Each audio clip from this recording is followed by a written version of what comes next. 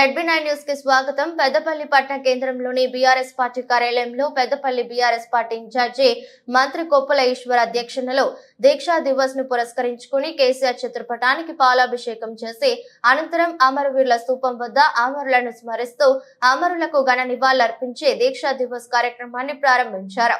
ఈ కార్యక్రమంలో జిల్లా పార్టీ అధ్యక్షులు రామగుండ, మాజీ ఎమ్మెల్యే కోరుకంటి చందర్, మాజీ ఎమ్మెల్యేలు దాసరి మనోహర్ రెడ్డి, పుట్ట మధుకర్, మాజీ గ్రంథాలయ సంస్థ చైర్మన్ రఘువీర్, దాసరి ఉషా, పార్టీ అధ్యక్షులు, బీఆర్ఎస్ నాయకులు, కార్యకర్తలు పాల్గొన్నారు.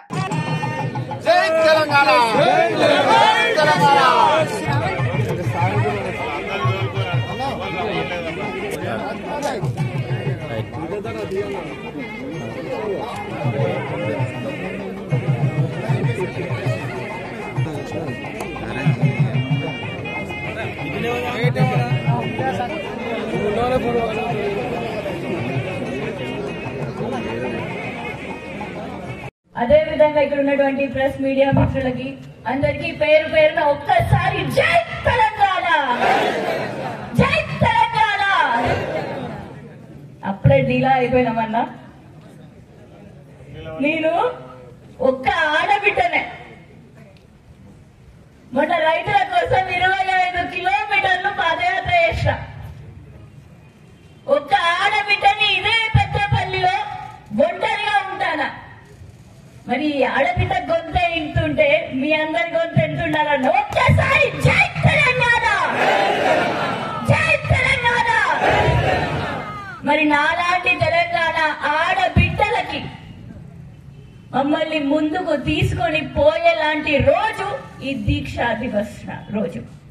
ఎందుకంటే ఆయన ప్రాణాలని సైతం పణంగా పెట్టి ఉంటే ఉంటని పోతే పోని అని ప్రాణాలనే మన కోసం, మన తెలంగాణ రావడం కోసం పోరాటం చేసినటువంటి వ్యక్తి కేసీఆర్ గారు. మరి ఆ బాపు ముందడుగు వేయడం వల్ల, ఈ గులాబీ రంగు కండువ మెడలో ఉండడం వల్ల ఈనాడు ఎంతటి ధైర్యం వస్తుంది మనకి. ఒకనాడు ఒంటరిగా బయలుదేరిండు, గులాబీ రంగు పార్టీ ఒంటరిగా పెట్టిండు. ఆ ఒకరుగా మారి నేడు కోట్లాది మంది బీఆర్ఎస్ పార్టీ, టీఆర్ఎస్ పార్టీని తెలంగాణ వచ్చే విధంగా తెచ్చిపెట్టిండు. 1300 మంది ఆత్మ బలిదానం చేస్తే ఏర్పడ్డ తెలంగాణ. కానీ నేడు ఏమైపోయింది ఆ తెలంగాణ? ఏమైపోయింది ఆ తెలంగాణ? నేటి తెలంగాణలో 50 మంది మన తెలంగాణ పసి బిడ్డలు ఆత్మహత్యలు చేసుకుంటున్నారు. పురుగుల అన్నం తిని సస్తాలు. మరి ఆ విధంగా వాళ్ళు సస్తాలా, సంపుతారు. సంపేది ఇంకెవరో కాదు, నేటి కాంగ్రెస్ ప్రభుత్వమే. ఈ రేవంత్ రెడ్డి గారి ప్రభుత్వమే మన పిల్లల మరణానికి కారణమైతుంది. మరి ఆ మరణానికి కారణమవుతున్న దాంట్లో మన తెలంగాణ ప్రజల వాటా ఉందనుకుంటారా, లేదనుకుంటారా?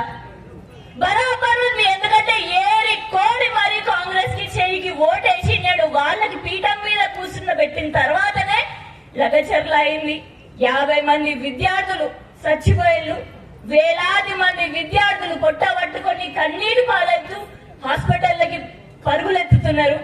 హాస్పిటల్లో గర్భిణీ స్త్రీలు మరణిస్తున్నారు. మరి మన బాధ్యత కూడా, ఏ చేతితోటైతే చెయ్యికి ఓటేసి కాంగ్రెస్ ప్రభుత్వాన్ని అక్కడ పెట్టినామో, మరి ఆ తెలంగాణ ప్రజలు నేడు మళ్ళా